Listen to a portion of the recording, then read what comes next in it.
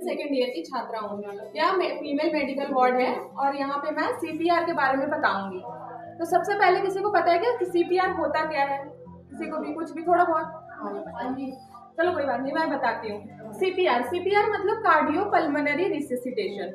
मतलब है कि ये एक इमरजेंसी जीवन रक्षक प्रक्रिया है। इसमें हम किसी भी इन्हें सीपीआर कब देते हैं? जब अगर किसी की धड़कन रुक जाती है या कोई सांस नहीं ले पाता है तो उसको फिर से जीवित करने के लिए उसको हम सीपीआर देते हैं। तो हम किस किस कंडीशन में, किस किस स्थिति में हम देते हैं सीपीआर? तो सबसे पहला है कि कार्डियक अरेस्ट, मतलब अगर अचानक से धड़कन रुक जाती है, अचानक से हमारा रक्त जो संचार होता है बॉडी में, शरीर में, वो अगर नहीं हो पाता है तो उस कंडीशन में हम सीपीआर देते हैं। दूसरा है कि अगर कोई अनकॉन्शियस है, मतलब अगर कोई अचानक से बेहोश हो गया है तो उसकी अगर सांसें नहीं चल रही है, धड़कन नहीं चल रही है तो हम उसे सीपीआर देंगे।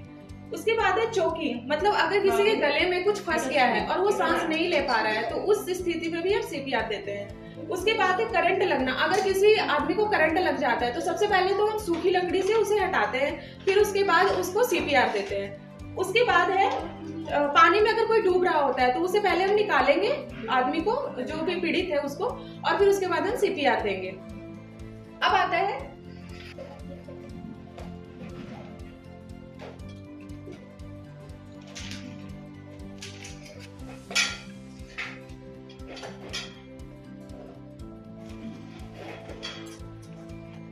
सीपीआर कैसे देते हैं, सीपीआर देने का सही तरीका क्या है? तो सबसे पहले सीपीआर देने के लिए जिस व्यक्ति को देना है उसे हम सबसे पहले सुरक्षित जगह पर लेकर जाएंगे।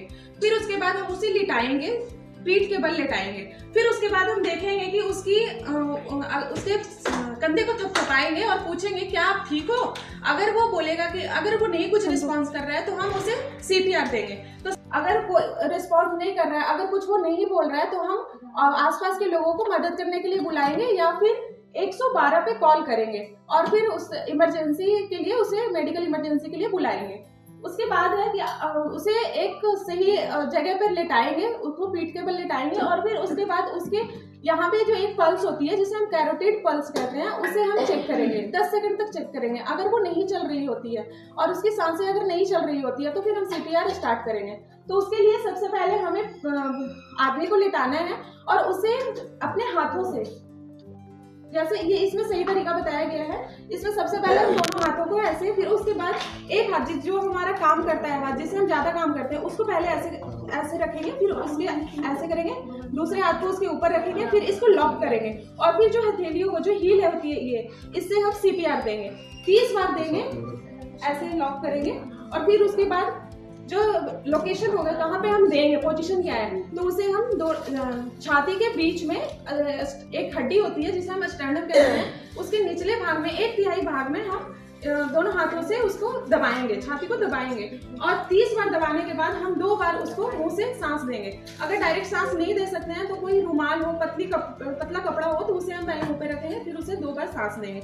यह प्रक्रिया हम 1 सेकंड में 2 बार देंगे, जिसकी वजह से 30 बार कंप्रेशन देंगे, मतलब 30 बार दबाव देंगे और 2 बार सांस देंगे। ऐसी प्रक्रिया हमें 5 बार करनी है जब तक कोई इमरजेंसी मेडिकल या फिर एम्बुलेंस वगैरह ना आए।